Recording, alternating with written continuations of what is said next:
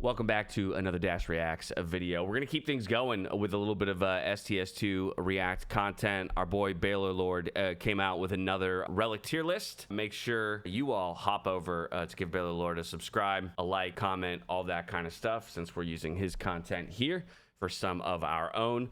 Tiers are mostly self-explanatory here. Always amazing is the relics that are always going to be awesome. Pretty much no matter what. They might have downsides, but those downsides are not so relevant.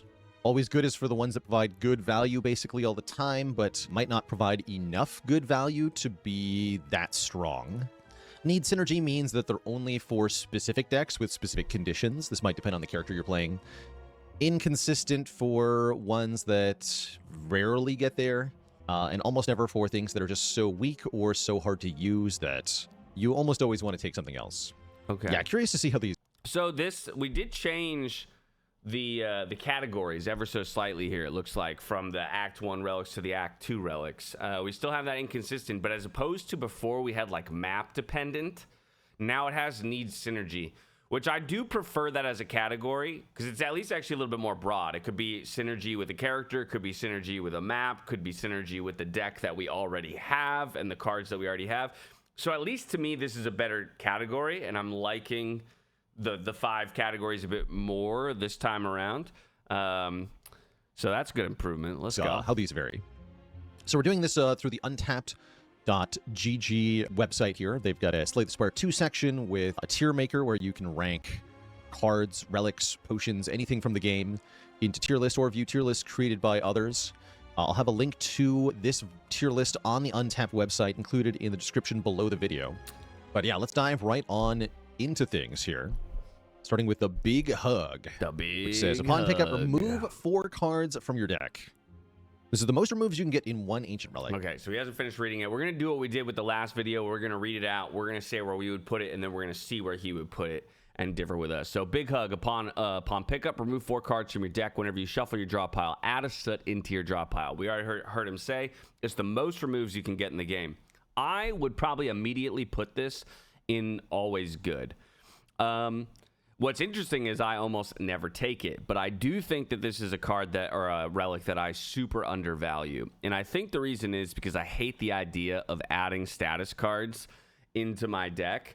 Having that kind of negative effect really puts me off of taking the relic. But one thing you have to consider is that by removing 4 cards, you truncate the size of your deck significantly, and you're also bringing it down to what would be the hyper valuable cards in your deck. So while you are then shuffling, adding, exhaust, which could end up bricking you later down the line, in actuality, you're probably ending a lot of fights also a lot sooner because you're just playing more powerful cards on average, right? So like as opposed to drawing strikes and doing 6 damage per hit, you're drawing your better damage cards and your average damage per round goes up. You get out of the fight faster. You never see that 4th soot. You never see that extra shuffle or something like that. So I would probably put it in always good because I do think there's quite a few things that are just better that maybe don't have, so much of a downside, but I feel like he's going to put this very highly. However, it does have a downside. Every time you shuffle the draw pile, you add a soot status to the draw pile. So each cycle gives you more and more and more chunk. And this is really cool, in my opinion. 4 removes is crazy strong. You can remove every strike that you have on most characters and just be left with defense and your added cards. The main benefit of this is that you get to deploy your powers more quickly and just have a more like refined, consistent set of cards to draw through. Your first cycle of your deck, the first time you draw through your cards, is going to be really good with 4 removes. And each subsequent deck cycle gets worse. So Big Hug is worse only if you are cycling your deck a whole lot, like more than once per turn, or trying to do some kind of infinite combo. More than once per turn would be Big nuts, Hug will usually brick. I mean, I guess if you're playing Necro, there are ways to deal with the statuses. Ironclad can add cards that exhaust statuses, like True Grit and Burning Pact. Silent can simply draw and discard them. The Regent can transform them or exhaust them with Tyranny. Defect can actually benefit from the statuses. This will activate status synergy cards on defects. It'll give you an orb from Trash to Treasure. It'll do damage from Smokestack. Also, this is a good point too. Again, I just as a player am not predisposed to going status-oriented builds or exhaust-oriented builds or any of the things that would probably utilize this relic more. Again, this is where we could get into some trouble, I think, with a category like Need Synergy, because you could probably take most any relic, not most any relic, but you could take a large number of relics and chuck them into this space, because there are going to be situations where synergistically they're great and synergistically they're not. But he does raise a really good point, and maybe this is why I would only put it in always good, or maybe even bottom of always good, is because I am less disposed to taking it because of my play style. Counts for card creation on Regent, so if you have Pillar of Creation on Regent, you'll get block when the Soot is created, and the Soot will also scale the damage of Supermassive. Necrobinder can use Cleanse to get rid of these, or make them ethereal with Sculpting Strike, and that can also get rid of them. What I found in practice, though, is that even in a run where you don't actually have a way to deal with the Soot, you're so improved by having all those card removes that you're in an incredible spot anyway. Yeah. So we had a winning run recently where I never was able to, like, remove any of the statuses that were created, but we simply just played a bunch of good cards and beat the bosses before I drowned in the statuses. And so for me, Big Hug is an always... This is actually one of the best of the Ancient Relics that we're starting with it right at the beginning here. Admittedly, I'm just not very surprised. consistent when you have 4 removes. I'm not surprised. And if you plan appropriately, you do have to have a damage plan. You do have to create a way to win before you drown in the Soot. But if you do that correctly, then Big Hug is almost always a good benefit on any character in almost any deck. Okay. I like Big Hug a lot. Next up, we're going to rank the Golden Compass. Golden Compass. It's funny, we had a map dependent. All right, Golden Compass. Upon pickup, replace the Act 2 map with a special path.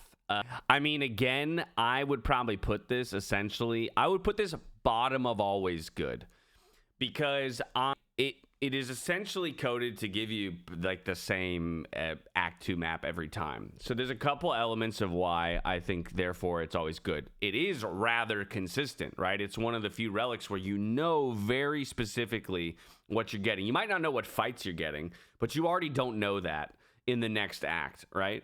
But you generally know, okay, I'm going to hit this many normal fights, this many elites, this many fires, this many shops, relics, all that events, all that kind of stuff. So there's a level of consistency that comes with it. And therefore, if you know that your deck is capable of going through, you know, kind of that type of pathway, it's an easy pick.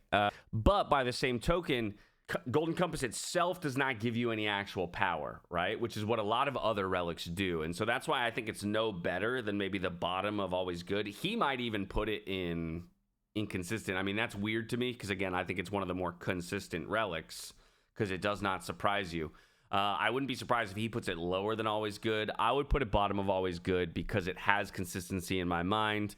And generally, it's going to give you a better Act 2 path than what you could, you know, maybe cobble together yourself. Or at least it's going to give you a very steady one.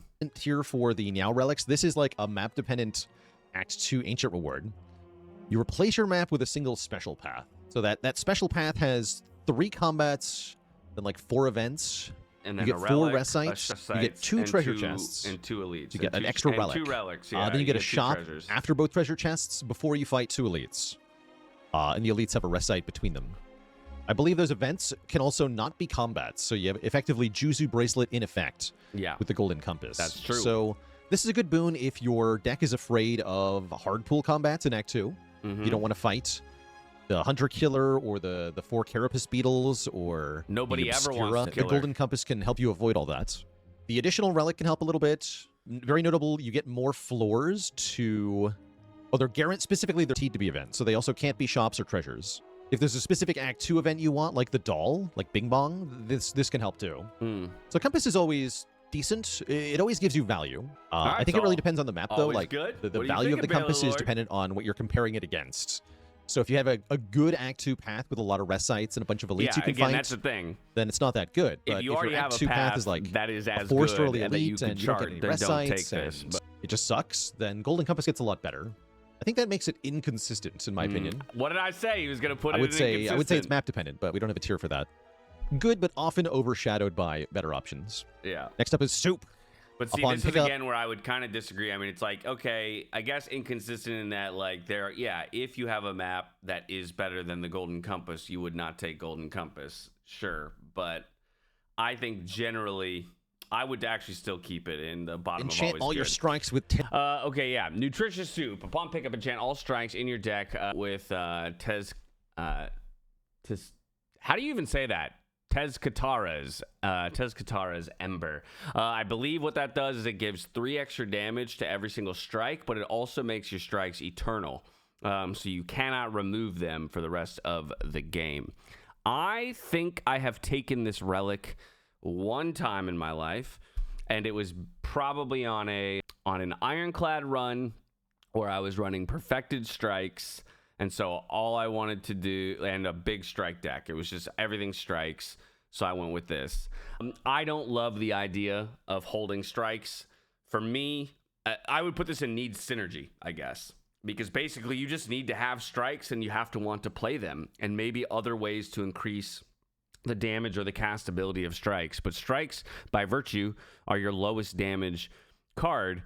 So in most cases, I'm already arriving at Act 2, having found a way to remove 1, 2, or 3 of my strikes, in which case I'm really only enchanting 1 or 2 of them. So I would put it in need synergy. For me, personally, it's an almost never.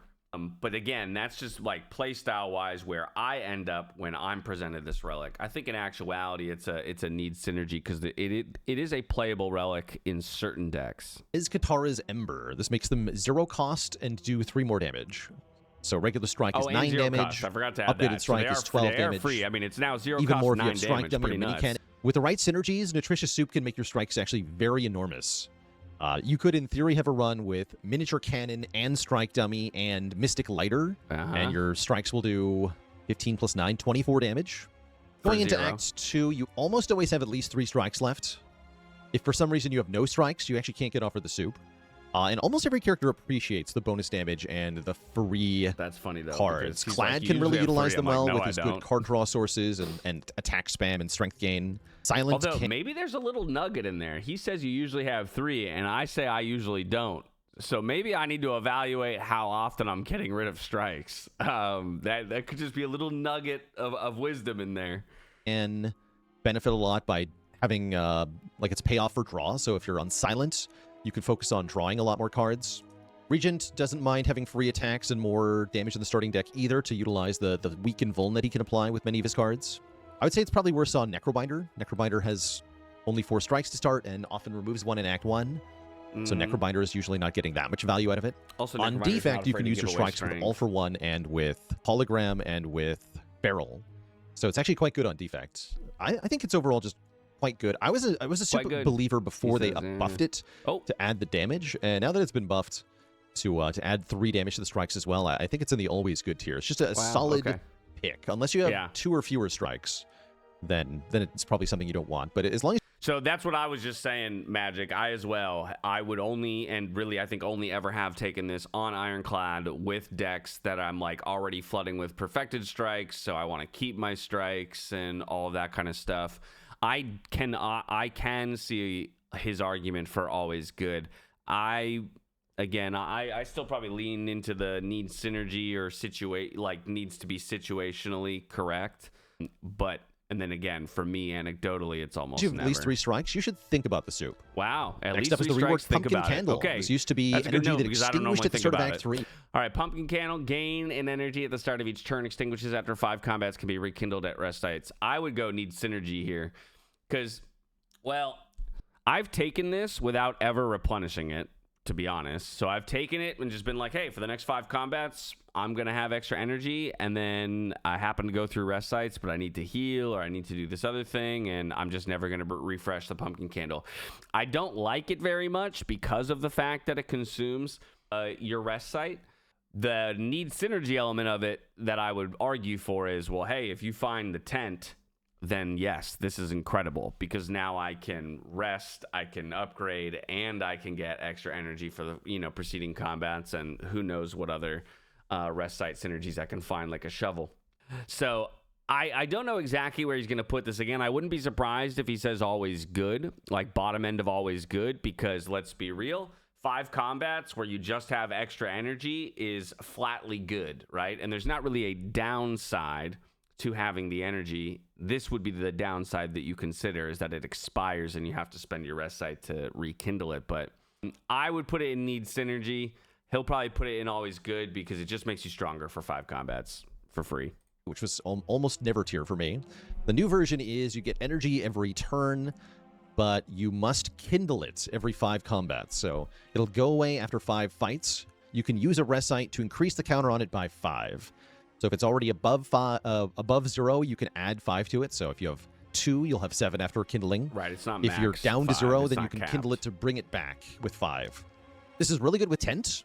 If you happen to have Tent, then this is just free energy with no downside. Yep. Yeah, 10 turns this into a 10 free turns energy it relic. into, if I But have even 10, without- then it's like, I snap, you know, like if I have 10, then anything that lets me do stuff at rest sites is, so with tent, pumpkin candles up here.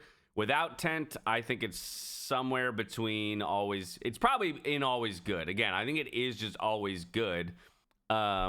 Tent, But it then can it's be more about quite good. comparing it to the other two Wouldn't options. put this in the needs synergy tier. He's going to put it needs synergy, okay, which is where my gut originally I'll put it in was. always good. Oh, Yeah, you notably can get more than 5 stacks. okay. You will have to sacrifice relics to get it, rest sites to get it, but the energy is very valuable.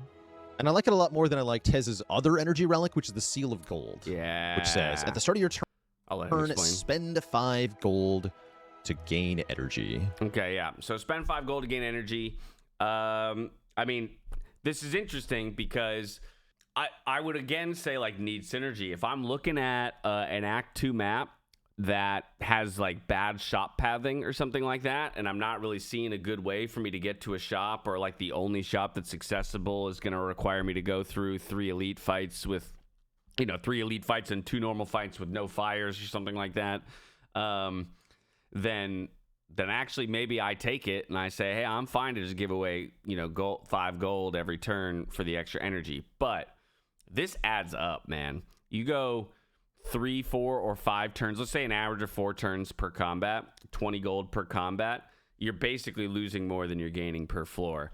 Of course, you get the energy the whole time, but yeah, this I think is probably inconsistent or almost never in actuality. I could see an argument for need synergy in the case that you get such bad, Act 2 map RNG that you're like, I'm never hitting a shop. I've already got so much gold. We may as well just start spending it for energy. But I think this is, as he already tipped his cap to, kind of in the bottom tier. I personally despise this thing. Personally despise, This he is kind of like says. Ectoplasm from the first game, still in this game too, except I think it's worse than Ectoplasm generally. Whoa! There are ways to make it better, but I find that it steals your money pretty hard. So Seal of Gold, you're losing 5 gold per turn. Yeah. So the longer the fight goes on, the more money it costs you. Yeah, to be That fair, makes I Seal of said Gold average best of with 4. There are decks that can sometimes win you're fights running very decks fast. that don't win The big until problem 8, though is once you turn run out 8 of or money, something. if you can't lose 5 money at the start of the turn, you don't get the energy. And that's the real kicker here, is that if your fight goes on too long or you run out of money, then you will no longer have the energy either. Yeah, I'd like it a lot more if it let you have energy even after losing all your money. But this puts you in a difficult spot of having to ration your money very carefully. Mm-hmm. I bet this is a lot better on low Ascension when the money is more plentiful, but with the reduced income That's on an high interesting Ascension, point for as well. Ascension 10, especially where you have to fight a second boss, which you have to have money for, it's really quite bad. So for Ascension 10, this isn't always never. Yeah, and that's a good point too. Like when you would need the energy probably the most in your Act 10 boss fight 1 and boss fight 2, by the time you're at the end of boss fight 2, like you don't want to be going into the final boss with 400 gold, or the final Act 3 bosses with 400 gold or whatever, just so that you can have extra energy. You would have rather at that point just bought relics at the previous shop, right? Or something like that. So yeah, especially in Ascension 10, I can see how this is even worse. But I think no surprises that this is not a top tier relic. I think this is a lot better, maybe inconsistent or even always good on a lower Ascension level, but A10, this is not very good in my opinion. Next up, we rank the Ever Bright Storybook. This gives you the Brightest Flame card. We're just pausing it so everyone can take a look at the Brightest Flame here. It's a 0 cost skill. You gain 2 energy, you draw 2 cards, and you lose 1 max HP. I don't like this card, but I really hate losing max HP, especially in Act 10. Again, though, I think that maybe situationally, this is because I take a lot of Act 1 relics where I'm not afraid to even get rid of, like, my max HP. So we already started an HP deficit. in high ascensions. And then I'm doing things like Leafy Poultice or whatever, where I'm then sacking my 16 max HP. If I start losing max HP from that point forward, I'm well below, 50 max health, which is very, very scary. So while gaining 2 energy and drawing 2 cards on 0 cost is absolutely absurd, let me be very clear. That is nutty. I get very concerned about losing one max HP, and this is every time you play the card. If I play this twice per combat, I'm dead pretty soon.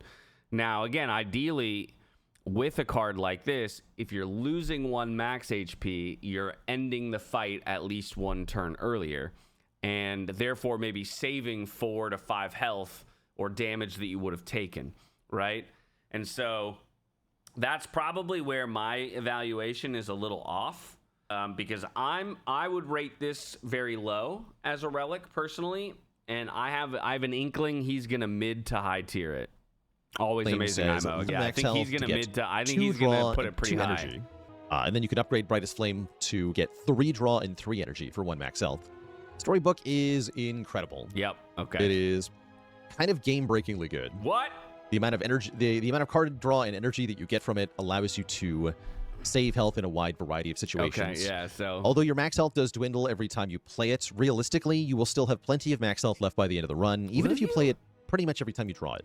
And there's a number of degenerate things you can do with this, like making copies of it or getting it back into your Actually, no, now that he says, I'm like curious, okay, Act 2, like, what's the average number of combats you go through from Act 2 to the end of the game? And then you probably, on average, play it once to twice per combat. I don't know. Like, let's just say you did, I'm going to make up numbers, but like, let's say you did 6 combats in Act 2 and 6 in Act 3. You probably do maybe even a little bit more than that, including elites and bosses and all of that stuff. But let's just say you do 6 in each. 6, 6, 12. Let's say you cast it 1 to 2 times in each, so 1.5 times. Right, so that's 18 times if you do it 1.5 times per combat. So you would lose 18 max health. However, like he says, and as we were saying, with every time you play that card, you should ideally be ending the combat essentially at least 1 turn sooner and possibly saving 4 to 5 health. So I don't know. I'm just a little scared about going into a final boss with sub 50 HP. Like, that's the thing I would like to hear him explain is, like, how does this work with Act 10 double boss if I'm going in with, like, 47 max HP? And that make it especially busted. Actually, probably better than Big Hug. Better than Big Hug, too. Yeah, this might be the best Ancient Relic in the game at the moment. And that's partially because of the state of the game. I think when there's an Act 4 in Slay the Spire 2, the storybook will fall down a little bit. That's true. Because that max health penalty will be more relevant. But with the run ending after the second Act 3 boss, the downside is not significant enough yet. Wow. Can you play this with only 1 health? I actually don't remember. I feel like you can't go to 0 max health, but it might kill you. It might actually kill you. I'm not sure. I don't think you're allowed to go to 1 health and just, like, infinite with Storybook, though. Chat is saying it will kill you. Okay, I believe you will die if you play this with 1 max health. Next up, the Toasty Mittens. Start a turn, exhaust the top card of your draw pile, and gain 1 strength. Exhaust the top card of your draw pile and gain 1 strength. I mean, this is the picture of inconsistency right here. Ask me how I know. Says Magic. It can kill you. Okay, confirmed. It can kill you. To me, this is the definition of inconsistent. While strength generation can be phenomenal, first of all, not every deck even wants this. Not every character necessarily wants this, right? If I'm running an Aussie deck, strength doesn't help me. If I'm running defect and a power deck, strength doesn't help me. That kind of stuff. But as well, even if I'm running a character where I do want strength or I want strength scaling, at the end of the day, if I'm exhausting cards at random, I might be exhausting my 1 win con card or something like that. Like, I get all this strength, but then I exhaust my 1 multi-hit card that would actually let me win the game. And I lose as a result. So to me, inconsistent beyond a doubt here. This thing is wildly inconsistent. Kind of cool in theory. Okay. In practice, I think it's a little bit underwhelming. 1 strength per turn really isn't that much. It definitely adds a lot of damage to any multi-hit attack. Silent in particular with shivs or with like Ricochet can benefit a lot from this. But the downside is significant. You run the risk of exhausting key cards, whatever your powers might be, whatever the best card for a given fight is. The Toasty Mittens has a chance to exhaust that. And if a fight goes on too long or you exhaust too many important cards, you risk getting stuck and being unable to win.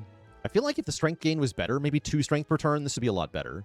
As it stands, it's really hard to want the Toasty Mittens. I find myself almost never taking this. 1 strength per turn is kind of like a ritual potion. It's a good bonus, but it's not a lot. It really isn't that much. Yeah. And the bonus takes too many turns to get online.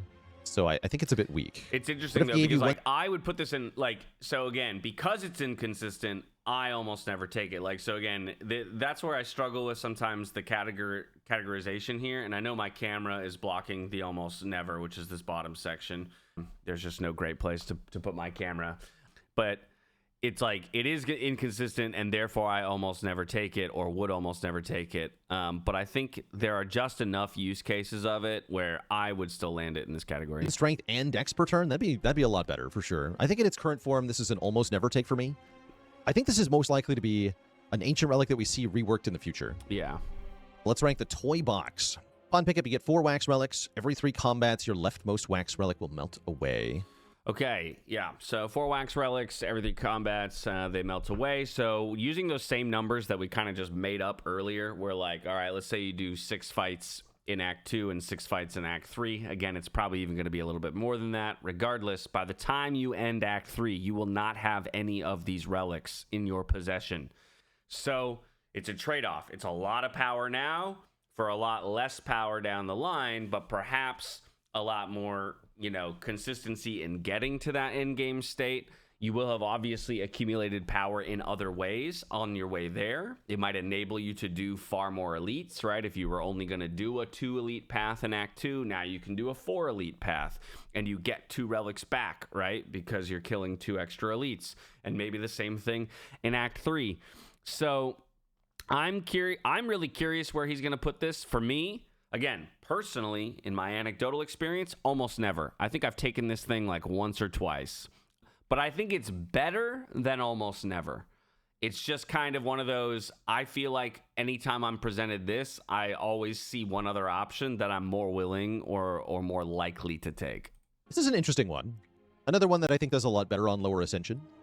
Key to recognizing the power of the toy box is 2 factors. 1, you choose the order that you pick up the relics in. True. And therefore you can That's a good point. It presents you the 4 relics, right? And then you get to pick them up in the order you want, and then they will fill in left to right. And since you're now going to lose them leftmost, you can target, hey, this one is useless for me, so let's have that one expire immediately, and I'll hold on to this other one for a long time. So that is nice. Control which one melts first and which one melts last.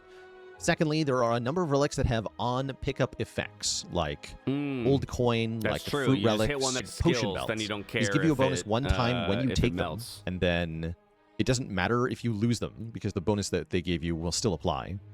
So if you get any of those, then you're happy, because you essentially have a permanent relic. But otherwise, your relics will melt away. To get the most out of this, you have to be able to turn the relics that you got into long-term power by doing things like fighting elites in Act 2.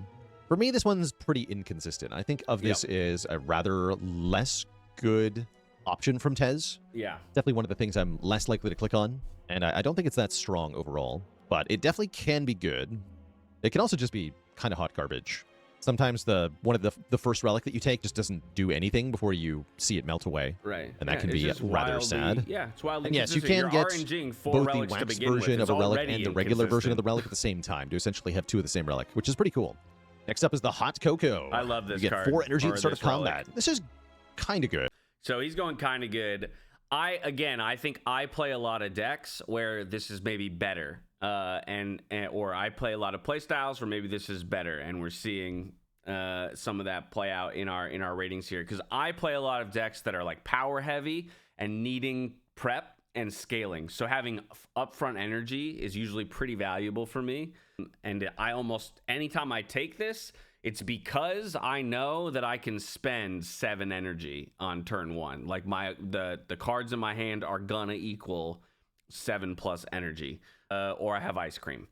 Because all of a sudden ice cream makes very hot cocoa pretty good. I can absolutely see a world where this is like bottom of always good, because there are plenty of characters that draw a first hand that only want to, play 3 1-cost energy cards on turn 1, or they're might only draw 3 1-cost energy cards and some 0-cost or something like that. So absolutely don't think that this is like a broken relic or anything like that, but for me this is like a squarely always good. This is definitely a character dependent one. Silence likes this a lot with her additional starting draw. Necrobinder likes this a lot with lots of expensive cards. Which could go with, I guess, yeah, I mean, use the logic I just used, right? Where it's like, well, I take it because it works synergistically with a lot of decks that I build. So I take it a lot. So that's why I have the perception of it always being good. But it does make, yeah, your point is well taken, that essentially means it's synergy, right? It's really, really, really good if you have Ice Cream. For me, that puts it in needs synergy. This 4 energy on turn 1 is a useful effect, but if you're not positioned to actually spend that energy, then it's kind of crap. So you need to be able to spend this on something, whether that means you're drawing more cards on turn 1 with a relic, or you have some kind of innate expensive card, like an innate, you could have a royally enchanted X-cost card with this. That'd be kind of cool, right? But I think in order for this to be any good, you have to be able to have some kind of synergy, whether that's card draw synergy or card expense synergy, just something expensive to play on turn 1. Gotcha. So I like this, but if you're not able to consistently use that energy, maybe you're a defect with a boot sequence, and you don't have Ice Cream, then it wouldn't be very good. The last one is, of course, the Yummy Cookie. You upgrade 4 cards. You get to choose which card. Yeah, this is always amazing in my opinion. Like, unless my deck is already fully upgraded and the only things left are strikes and defends, and even then, upgrading 2 strikes and 2 defends just on average raises the damage and raises the defensiveness of my deck, and there is no downside. You get the choice. So again, the worst case scenario is you're upgrading 4 starter cards, and if that's the case, then yeah, maybe you shouldn't take Yummy Cookie and you should look at the other 2 options. But in my opinion, this is always amazing. He's clearly already indicated that he thinks Storybook is the best, so he's not going to put it number 1, but it's up here for me. They are.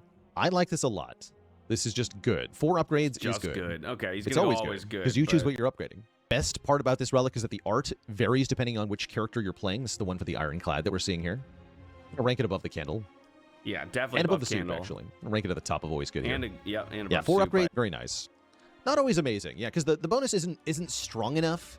Even though it's always like beneficial, it's not always so powerful that it is something you want to like always consider and take. So if no matter the condition, you're always grabbing it. I call it always amazing. I mean, well, yeah, but that's what I guess I have almost. I don't know if I've ever run into a scenario where the Yummy Cookie's been presented to me, and I would not get greater than 4 starter cards, right? Like even like. I do think I remember once taking Yummy Cookie and upgrading like 2 starter cards and then 2 other cards. And that was like the worst Yummy Cookie I've ever taken because I had to upgrade 2 regular defends or something because the rest of my deck was already upgraded. And then, yeah, I mean, obviously, yeah, there are some cards that just don't upgrade super well. So there might be a better choice. But again, I find it weird to... I don't know. I would actually still argue for this to be an always amazing because it just flatly upgrades your deck like a significant amount. Always good, but not always amazing. Yeah, it can be a bit low impact. If this is only adding like 3 damage to 4 attacks or 3 block to 4 defense cards, then it might not be good enough. If it's giving you a bunch of card draw and energy reductions, so he's like, repeating what we could be just nice. said. But yeah, like... So those are all of the relics from Tezgatara. Next, we're going to rank everything from Pale. With first up being Pale's Blood. I think this might be my favorite Pale. Start of your turn, draw 1 additional card. Very good. This is really good. Yeah. There's no downside. This is kind of like if Spire 1 had a relic that just said gain 1 energy per turn with no downside. That's kind of what this feels like. It's a boss relic with no downside. Very good. But does he... This is where there's inconsistency in his logic. Boss relic with no downside. Boss relic with no downside. Right? Or like Ancient Relic, no downside. Ancient Relic, no downside. Both just make me stronger. And one is always amazing, and one is always good. Very good. It's straight out of Monster Trade. That's right. The Master's Blood. It's best in decks that have a lot of cheap cards, a lot of 0-cost cards, so that you can do that more effectively. There is downside to Yummy unless you're offered other F tiers? No, there isn't. What is the downside to Yummy Cookie? Please explain. That's not a downside, guys. That's a trade-off, but not a downside. right? Like, if forgoing another option is not a downside. When you're evaluating a relic, you have to look at what the relic is offering you for what the cost of the relic is. You're talking about an opportunity cost of forgoing something else to do this, not incurring a cost to do a thing, which is a downside to enacting that thing. So opportunity costs and downsides are two different things. We need to understand that. I like it on defect with turbo and stuff. I like it on silent with the draw discard engine. But again, any character really benefits.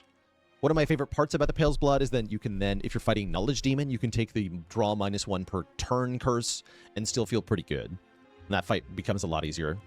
Pale's Claw is up next. So you enchant all your defense with Goopy. That means they exhaust, personally. and they give one more permanent block. But I hate exhausting cards. Yeah, so yeah, to clarify here, enchant all your defense, they get one extra block every time you play them permanently, so they'll continue to scale throughout the game, but when you play them, they exhaust for that combat, so you won't get to play them again in that combat. Again, I play pretty slow decks. I usually play like 6, 7, 8 turn fights and combats, so for me, this is probably on the inconsistent, almost like for me it's probably down here somewhere. I wouldn't be surprised if he finds a way to get it here. There might be some synergies where this is really good, but I don't love Pale's Claw personally. Each time. So the first time you play it, it's 5, then 6, then it goes up by 1 each time after that. This is quite good. The benefit is twofold. One, your defense exhaust after playing them one time, so your deck thins itself over the course of a fight. And then 2, you have that like permanent scaling block to benefit from over and over again. My main problem with Pale's Claw is that it offers no immediate benefit at the start of Act 2. In your first fight of Act 2, you're essentially dealing with normal defense. Right, you're no stronger. Defense that exhausts, which could even be worse. So that can be a little tricky. That prevents this from being an always amazing relic, but I think it is always good. Wow. I'll put it below soup. Next up is Pale's Eye. Yeah, that's, I mean, a bit surprising to me. I'd probably rate it a bit lower, but I'm also not necessarily surprised. His logic is good. I like the idea of thinning the deck and then, you know, just getting, so like each of those defends packs more power. I don't necessarily, maybe I'm not playing after a few combats, I'm not playing 2 defends to block. I'm playing 1 defend to block and then getting extra damage out as a result, which is pretty nice. First time each combat, we end your turn without playing cards, exhaust your hand, and take another turn. So to understand how to use Pale's Eye, you have to understand 2 pieces of value that it's giving you. One is exhausting your hand. Oh, sorry. Yeah, okay. The first time each combat, you end your turn without playing cards, exhaust your hand, take an extra turn. Oh, I feel like this is really, really good. I feel like this is like, well, I don't know. If you've done a really good job of crafting your deck to a point where you feel like you never have bad draws, then I guess this isn't good, and it's more in the inconsistent realm. So you could make the argument like, well, if you've built, a pretty solid deck that's, diverse and, and generally doesn't end up drawing completely dead, then this is a terrible relic. But if you, have maybe a bit of a bloated deck, blah, blah. The other element of this is it just gives you safety, right? Because all it is saying is like, you don't ever have to use it. Obviously, then it's a dead relic if you're not using it, but presumably you're not using it because you have a good turn, right? So it's kind of one of those relics where it's like, well, it's there when you need it. It's a safety net. And if you're using it, it's a situation where you need it, right? And then it is probably benefiting you. So I would actually probably lean into like the always good, just because, again, there's not really a downside, in my opinion, to this. Other than the fact that the deck itself did not get stronger. But you could argue that one bad draw where I'm about to take 17 damage because all I did was draw a few strikes or something, and the guy has 18 block and is going to hit me for 23. So like, okay, just end my turn, redraw, and maybe I save 18 health all of a sudden, right? Or whatever it is. So I'm curious. Drawing a new hand. So you kind of mulligan your turn. This can allow you to get out of a situation where you drew no defense, and it can also just allow you to remove a bunch of bad cards. This has some really good value in a couple specific fights that add a bunch of statuses to your hand, like the Twin Might fight in Act 2, where they give you the toxic cards. And it can also pay off later against Mechanite when you get 4 burns added directly to your hand. So you can then just end your turn in both of those situations, delete the statuses. The problem is that you also have to delete every other card in your hand. So if you happen to draw a card you really wanted to play, then you're out of luck. Yeah, one of the things to recognize is that this does exhaust cards before they activate. So this can get rid of bad luck, which is kind of cool. The other benefit that this gives you is activating all of your per turn effects. You get another turn, and that means anything that happens at the beginning of your turn will happen in an additional time. Right? So like Mercury relics Hourglass that do damage at the beginning of your turn, or like on defect, or if you have loop, actually. Ooh. I didn't actually. That's one element of this relic I never considered, was that you, in taking another turn, all of your per turn effects will proc again. So I get a new creative AI card, or I get, obviously if I had that, I wouldn't have played it on the previous turn. But like, yeah, there's certain relics will pop a second time. Will activate an additional time. Stone Calendar will increase the counter. Happy Flower will increment. All that sort of stuff will go off. Any powers you have, like Infinite Blades, will make a shiv. Nice. Orbs will activate their effects. And yes, you can save energy with Ice Cream, so this is also very good with Ice Cream. This is one of the few ways to get rid of the Enthralled Curse from Vaku in Act 3. Anyway, Pale's Eye is a little esoteric. I think this is also potentially something that's going to get reworked. Although it does have some uses, as we just mentioned. Pretty good, and it's an active use relic. You have to deliberately remember that you have this and then intentionally use it, which is already an obstacle that makes it tricky. I think for me, this is... by the way, and I do totally recognize the point that like you have to actually utilize it, right? Again, this is part of why I never take it, because I forget I have it. But when we're evaluating the power of a relic, if we're doing a tier list, we should assume perfect play, right? We should assume if you utilize this thing properly to its greatest effect, it is this good. So I'm assuming whoever takes this utilizes it to perfection or utilizes it well, in which case I would put it actually on the upper half of the tier list. Almost never tier. Wow. Boss reward here. I could also see it going in inconsistent, but it's a combination of hard to use and who in chat was telling me this is one of the best that relics makes in the it game. very difficult to properly use. I haven't had many runs or wins with Pale's Eye. So you're assuming it's anyone, not anyone currently in our convo? Absolutely. I'm definitely not assuming that I'm playing when we're building this tier list, because remember, I keep stipulating, when I play, I do this, but I feel like it should be here. Trust me. I'm not involved. I'm not in this group. I'm interested in trying to get more, but yeah, it's tough. Again, the main problem with it is that even if there are like turns that are bad, turns you didn't draw any block, there's also a good chance you drew a key power or something on that turn, and then you're caught in a situation where you either play the power and take a bunch of damage, because you don't use your ancient reward, or you do use the ancient reward, you lose the power, and then you have a bigger problem in the fight. Yeah. So it's tough. It's really tough. I mean, it's also really bad with he's verbalizing why I don't take plans it or anything often right now. So that's why it's going in bottom tier. Next up is going to be Pale's Flesh. You get energy every turn, starting on turn 3. I think this is pretty good. Yeah, I mean, again, situationally, I think this matters. Are you ending most fights on turn 3 or turn 4? If you're ending most fights on turn 3 or turn 4, then this is not very good for you, right? Because you're not even getting the effect until 50% of the way through the fight or further. Again, I end up taking a lot of fights that go turn 5, 6, 7, 8, 9, 10, 11 even, and so I can benefit a lot from the additional energy. In general, energy has just tremendous value in this game, particularly if you can add card draw into your deck or just high-cost cards. Even just playing one more strike, eking out 6 more damage in every turn because you have an extra energy is absolutely massive and can end a fight an entire turn earlier. So, again, for me, I would put this kind of flatly in always good. I don't think it's always amazing. Always good. I could see a world where he puts it in needs synergy because of that argument around, well, I'm playing a deck that kills everything on turn 3 or turn 4 anyway. So in that case, you wouldn't take this. There's no downside other than the lack of an upside on the first 2 turns. If you already have bonuses on turn 1 or turn 2, like if you have Lantern or Candelabra, then that helps a lot. Yeah, this is definitely going in always good. There you go, always good. It gets better if you can overcome those first couple turns, but most decks in Spire 2 are able to hang around for a couple of turns, no problem. Put this above Soup. Actually, let's put this at the top of always good. Wow. It's a good bonus. It's a good bonus. Top of I like it a lot. Good. You have to be aware of your vulnerability on the first couple turns, but if you can overcome that, then... I do think it matters what character and what deck I'm playing. I would flip-flop these maybe, depending on the deck, but... There's really nothing to hate about Pale's Flesh. Pale's Growth. Pale's Growth. Upon pickup, enchant a card with clone. For those of you who don't know what clone is, when you then go to a rest site, you can choose to clone your cloned card as opposed to resting or upgrading a card. And cloning just produces ×2 the number of copies of the clone you already have. So the first time you clone a card, you're gonna just clone it. But then the next time you clone, now you're cloning all of the clones, right? So it starts to get absolutely absurd. And exponential.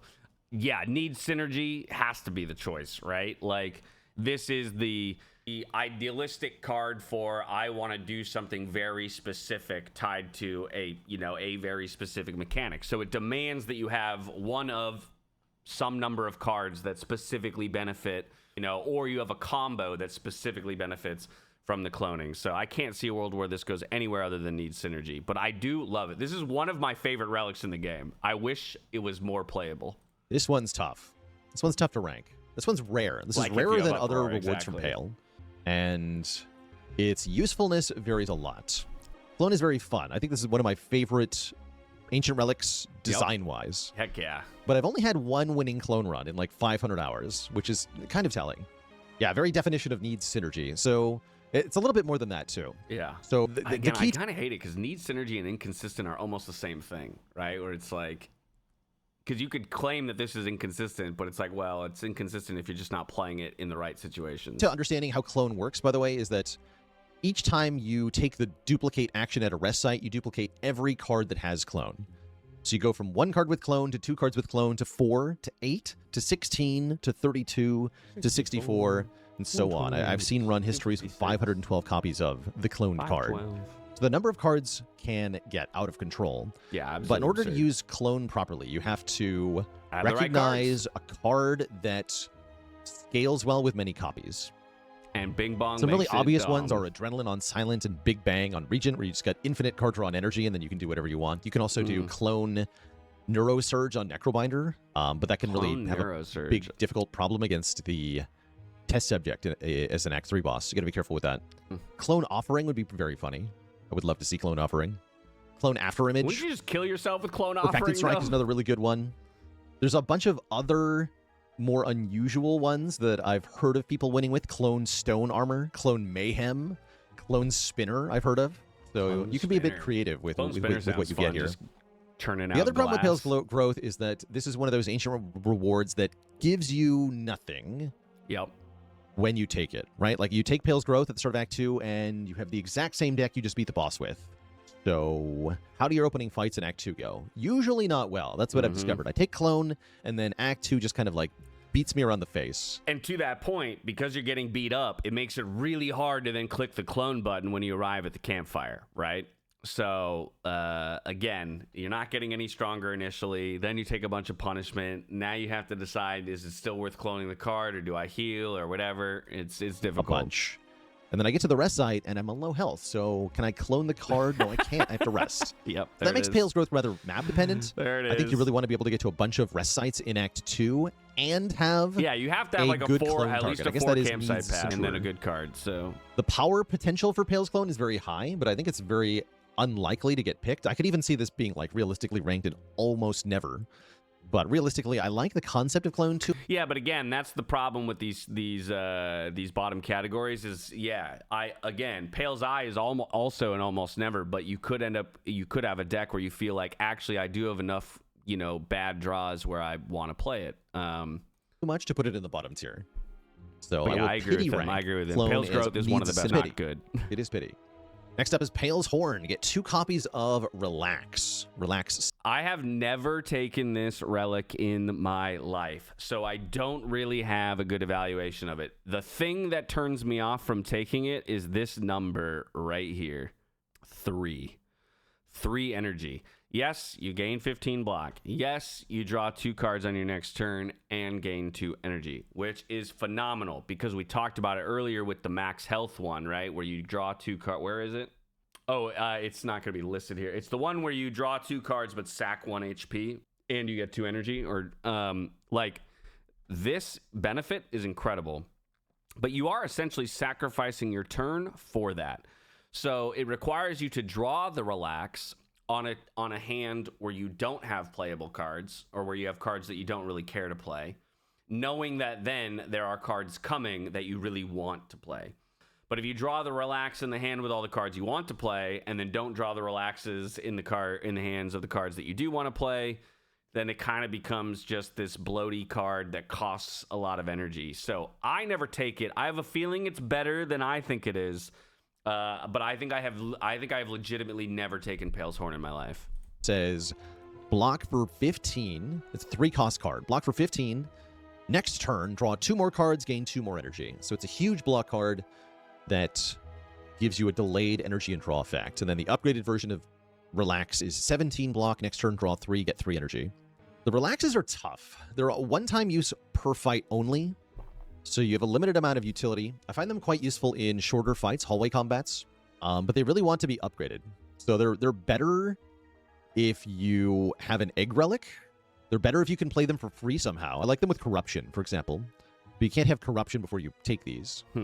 But yeah, if you can find a way to play them for free, they're a lot better. Maybe Mummified Hand. He's doing the a lot classes of work that like to try Relax. and I make this imagine playable, Necrobinder probably does. Doing a I lot of work to try and imagine make this playable in his Silence explanation can here. kind of enjoy it too. Those would be my nominations for best character, Necrobinder and Silent, but so then there could be some others needs potentially.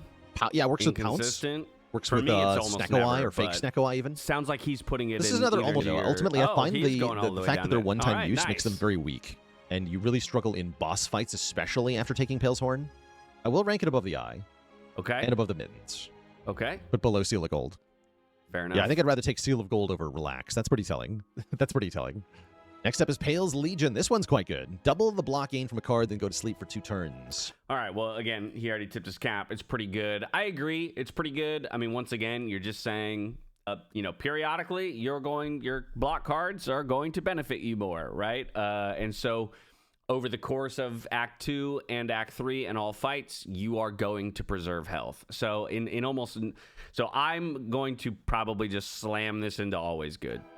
So you get double block from one card every other turn. The bigger your blocks are, the better this is. This is really good with 2-cost blocks, especially Glitter Stream on Regent. But there are a number of other good targets for this. That's a good point, too. Doubles the block on that turn. But for cards like Dodge and Roll, I mean, Dodge and Roll is a smaller overall block value. But yeah, Glitter Stream giving you block this turn and next turn, it's going to actually buff the values because it buffs it on the turn that you play it. So that next turn, you're still going to benefit as well. So that's a really good combo point. Good enough that I could easily put it in S tier. I might put it at the top of the always good tier. Wow. Okay. But I could also good. see this being always amazing. This is always quite good usually. I would put Pale's it Legion always is that good. it's worst if you have only blocks that block for 5. That's kind of where it can struggle. But once you've got a block, like one block that blocks for at least 8, it starts to become really good. I would put it above soup. I'll put it at the top of always good. Yeah, it's good. Isn't that the definition of needs synergy? Yeah, but when the synergy is a defend plus, you can call it always good. Next up, Pale's Tears. If you end your turn with unspent energy, gain additional energy on the next turn. Specifically. Okay, so we actually played with this yesterday, and for the first time ever, I think I utilized it decently. And it actually felt really good. I've always known that this is a pretty good relic.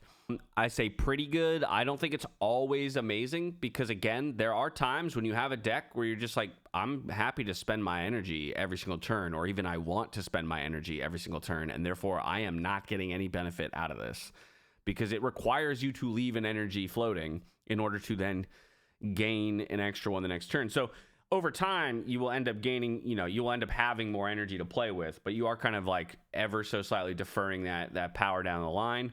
Obviously, there are other relics that then can enable this to be absolutely insane. Like you get an ice cream or something, and you can kind of just start like churning out energy. So I would probably put this in the always good tier. Again, maybe he'll make an argument that some characters who are just happy to kind of play fast and everything don't need this, and therefore it would become a dead relic on those characters. 2 more energy. So in practice, this works to give you 2 energy on turn 1 and then 4 energy every other turn. Exactly. Because you still want to, if you want to leave one unspent, so you have 2 energy turn 1, 4 energy turn 2, 4 energy turn 3, and so on and so on. You just always leave one unspent. But it's a little bit different, though, because you have more flexibility. It's kind of like bread. The thing is that you have more control for a couple of reasons. Yeah, it's 5 energy in a pinch. You can spend all 5. You can choose. Like, if I can kill on this turn, I'm going to spend that last energy. right? Or if I'm, if I can preserve 12 health, I'm going to spend that last energy. I'm going to go back down to my normal energy amount on the future turns. But yeah, that's a good point that you have more control here than with something like bread. Energy on one turn. Realistically, you always want to do this on the last turn of combat, right? The turn where you win, you should probably just spend all your energy to do that. So this can let you win earlier one turn by having more energy to spend on that one turn. You can also do something like spend 2, then spend 5, then spend 2, then spend 5. You just like go back and forth depending on your draws. That could be fun with Pocket Watch. And then Pale Sears has insane synergy with Ice Cream because if you have unspent energy, then you get to keep that unspent energy and you get 2 more energy per turn. So with Ice Cream, this is just 2 energy per turn, which is ludicrous. Ludicrous with Ice Cream. Yep. The main thing for this is that you have to be able to afford to take that initial hit. You have to be able to afford to short your energy on turn 1, usually. That makes it kind of need synergy for me. I think it is quite good, though. I could see ranking this either in always good or in need synergy, depending on your interpretation. I would probably throw it. I would definitely put it at the top of the need synergy pack if it was there. But I understand But yeah, energy is good. I would struggle to put this in always amazing just because of the weaker turn 1 that you're required to make. Well, you're not required to make it. That's the thing, though, right? Like, if you want all your energy on turn 1, you can just spend it. Exactly. You can always activate it later in the combat. Smart thing to do here. Oh, he's going to go always good. He's actually putting it high faster always payoff good. He went the from Flash, need so I'm going to take it synergy in to high Pale's always Flash. good. I'd have it 2 probably more. Pale's Tube here. Or here. Upon pickup, remove 5 cards from your deck, and then after each combat, randomly get 1. Oh, I wasn't showing my mouse. I'd probably have it about here. 1 back upgraded. So this is the bridge. I love this relic. I am willing to accept that it's not very good because it actually makes you so weak at the beginning of Act 2. This has probably ended multiple runs for me because I take it all the time and then I give away all my good cards because I want them to become even better cards. And then I take 4 billion damage in the first 3 fights of Act 2 and then I die before I even get the 5th card back. So I don't know. I feel like this relic is probably not as good as I like to believe that it is. For me, it's like it always amazing. It's not. I realize it's not. But between Tezkatara's upgrade 4 and Orobus's upgrade 6, we have an upgrade 5. You choose what the cards are upgraded, but you get them back slowly. So it's a delayed upgrade 5, and you have to play some fights without the cards you're getting upgraded. That means you can't just choose your 5 best cards that need upgrades because that's actually a really good point. So like Pale's Tooth, compare that to Yummy Cookie, right? Like just straight up upgrade 4 cards I get to pick. 5 cards I get to pick, but I get those cards immediately. These come back after 5 at 1 per combat. So like Yummy Cookie, significantly better than Pale's Tooth. And yet I love Pale's Tooth. So it's kind of funny because I would probably slam Pale's Tooth right up here next to Yummy Cookie, but it is probably significantly worse. You might not be able to win fights without them. So you have to be more deliberate. Pale's Tooth is at its best when you get some additional benefit for adding a card to your deck. So if you have Book of 5 Rings, this will heal you for 20. If you have which we had in play yesterday, we took this yesterday. Then you get 15 gold for each card getting added back to the deck. It does count if you have the Frontal Lens from Underdogs Act 1, then any block card that gets re-added to your deck will be enchanted with Nimble and get +2 block. And that's probably one of the best uses for Pale's Tooth, is to enchant stuff with the Frontal Lens. You can also find Bing Bong during Act 2 and then double add the upgraded cards to your deck. The problem with that, though, is that you will never have Bing Bong when you're being offered the tooth, so you can't plan around that, right? Yeah, like you'll get Bing Bong. That can only be something lucky you 2. stumble upon, but it's never something you can consider when taking the Pale's Tooth. So that's a bit of a downer, sadly. I think this one goes in inconsistent tier for me. It's 5 upgrades, which can be good. Yeah, that's logical. But the manner in which the cards are given to you, I'm not happy about it, makes it a little bit tricky to work around. Right. The potential for good synergy with like Relics is significant, though, so that's nice. But yeah, the first fight after the boss is definitely tough if you take Pale's Tooth. So again, something important to consider is don't remove the cards you're going to need for the whole. Think about it. You could take that relic, give away 5 of your best cards, and then run into the Diddler, who's going to hit you for 17 on turn 1. And then 21 on turn 3 when he goes up in the air. Fights. So you do have to be somewhat ahead of the curve. Speaking of ahead of the curve, last up is going to be Pale's Wing, where you can sacrifice your card rewards to Pale. Another one that I love. Yeah, you sacrifice card rewards. Every 2 sacrifices, you obtain a relic. Again, for me, I take this all the time. I love it. I'm kind of a Gamba aficionado. So I'm throwing it somewhere in always good. I don't think it actually is there. It's probably inconsistent because, again, you don't know what cards are going to be offered, right? And you might want the cards that you're being offered, and then it's hard to sacrifice them, and you're not making use of the relic. You're also not any stronger the moment you take it. You have to go through at least 2 combats, sacrifice them both just to become stronger by virtue of the relic. The relic you're getting is random, so it might not even be a useful relic. But at the end of the day, and through all that time, you're sacrificing card rewards. So you're basically saying, I'm also not going to make my deck any stronger by virtue of the cards that I'm being offered. So in a lot of ways, like you are pushing a lot of power away for the RNG chance of getting power that actually supports your deck by, through relics. Now, all that said, a few arguments for it. Relics are incredibly powerful, right? There's a reason why everybody wants to hunt relics, and so even you could argue a lot of relics are worth the value of 2 cards.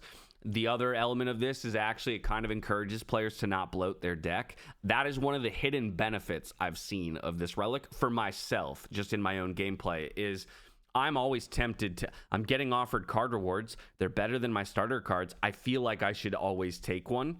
And sometimes taking Pale's Wing is just an easy way for me to say, hey, stop and think about these cards and whether or not they'll really help you, right? And if they won't really help you, then just hit the sacrifice button and move on. So it's kind of like a weird ancillary effect that I don't even know if you should really consider in evaluating this relic. I'm willing to bet this is in he might even put this almost never because of how deferred the power is and how inconsistent. Maybe it's just inconsistent. I don't know. I would probably personally put it in inconsistent, even though I love it and take it fairly often. Getting a relic every time you make 2 sacrifices. This is unfortunately another ancient relic that does not help you in that first combat, or generally, or the second combat, usually. This is ridiculously good. The other way to get more cards, like the Hunt on Silent. I enjoy this a lot, but it does have its struggles. Not sure where to rank this. This isn't always good. No, it's not always Synergy good. Isn't quite what this needs. You need front load. I guess that makes it inconsistent. Yeah. This is the same tier as Black Star, for the record. This is like Black Star. I think it's better than Black Star, usually. The other problem with Pale's Wing is that if you see cards that are good, you have to not take them or something. Or you have to not get relics. So yeah, you scale when you skip. But if you're not skipping, then you're not doing well. Yep. With Pale's Wing, I think it's much more valuable to buy cards, because then you can skip more cards. So taking Pale's Wing and then buying cards instead of buying relics is reasonable. I'm going to put this at the top of inconsistent. Yeah. I think it's often good, but it does take time to get going and does require you to already be established. That's why it's inconsistent. Because you can't just take this and then do well. You have to already be winning fights. And if you're not already winning the fights, then you're not going to do well. All right, that's all the relics of Pale ranks. Okay. Now we do Orobus. Lion Boy. Starting with the Alchemical Coffer. Oh, okay. Yeah. Get 4 potion slots with potions in them. 4 potions. 4 potions. I think I've taken this relic once. I think this relic is a lot better than I think it is, or that I give it credit for. It's probably always good. 4 potion slots and 4 potions is just very good. Oh, Tanks is Act 3. Yeah, you're right. Yeah, I think it's way better. That's actually a good way to phrase it, Cruiser. I think it's a lot better than the amount of times I click it. That's a phenomenal way to encapsulate this one. But like 4 potions, even if you got the 4 worst potions for your current deck and character, it's still okay. Like, it's still okay. And it's very unlikely that all 4 of the potions are going to be absolute crap for you. It's 4 potion slots. I love this thing. Yeah, he says I love it. It's probably, I don't know if it's always amazing, but it's at least always good. I would probably put it always There's good. some fun synergies you can get with this. This is insane if you've got an Entropic Brew. This is insane if you get the Thrawn from Nonu in Act 3. Brew.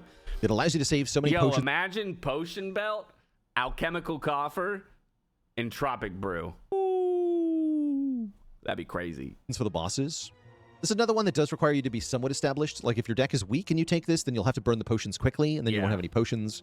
And then once for, like, you're the out of fights you potions, actually this want isn't helping them. you. So you can spiral and die. So that's the one element of this that I think does turn me off. And one of the reasons why I don't really get excited when I get Potion Belt, and I know other people do get excited when they get Potion Belt, is, and maybe this is because I use my potions maybe too liberally now or something, like once potion slots are empty, they feel really bad if you can't fill them up, right? So the idea of getting 4 potions is great, but if I then use them pretty quickly and now I'm just staring at like 6 empty potion slots at the top of my screen, that feels really bad. If your deck isn't strong enough, but that's probably happening already. I think I'll put it in Always Amazing. Wow. I'll put okay. it below Pale's Blood. I was going to put it. I was gonna put it like top of Always Good. Might but... be where Archaic Tooth ends as well. Archaic Tooth says, upon pickup, transform a starting card into its ancient version. Oh, always amazing. This one's a little bit variable per character. Yeah, sure. Some of these ancient cards. Sure. Yes, 100%. It is variable. Some starter cards are a little bit better than others, but they're all really fucking good. Let's be honest. Like, even Quadcast is still great. Actually, Quadcast is one of the few that I wonder if he likes it or if he'll mention it. It's actually one of the ones that I'm like the most iffy on because I find that I can channel and evoke a lot of my orbs in other ways. Regardless, evoking 4 times for free is amazing. Let's think about Break. What is it? Break goes up to like upgraded Break is like 30 damage, 7 vulnerable for 1 energy. Are you kidding me? I have vulnerable applied for the rest of combat. I did 30 damage nuke off of 1 energy. Suppress, neutralize becoming suppress, 5 weak, I think it is, with like 20 damage or whatever. Also insane. I just applied weak for the rest of combat. So in my opinion, like Archaic Tooth is also always amazing. Cards are better than others. Ironclad gets Break, which is a 1-cost version of Bash that does massive and then damage. It goes to 30 and 7. Like 20 upgraded to 30 damage and 5 upgraded to 7 vulnerable, something like that. Very, very good. Break is insane. Break is OP. Silent gets Suppress, which is basically a super backstab. Your neutralize becomes innate and applies tons of weaken. That's also very good. 0. Because your enemies are permanently weakened. 0 cost, 17 damage, 5 weak, innate. This is also effectively a block all of a sudden, because in a lot of fights you are taking damage on turn 1, or the mob is dealing damage. I shouldn't say you're taking damage. The mob is dealing damage on turn 1. So the fact that you know you're zoning in, regardless of what the rest of your hand is, right? I could draw a hand with no defense in it, but because I can at least apply weak, I'm preserving some health. This card has so much value. It applies tons of weaken. That's also very good, because your enemies are permanently weakened. Regent gets Meteor Shower, I think it's called, yeah. Okay. Which is an AoE all of a sudden, right? We go from single target to AoE, again, on 0 cost of energy. It is a star cost, and it retains that. And then applying weak and vulnerable to all. Like, these cards are area incredible. effect version of Falling Star that hits, that applies 2 weak and 2 vuln to everybody. It's quite good.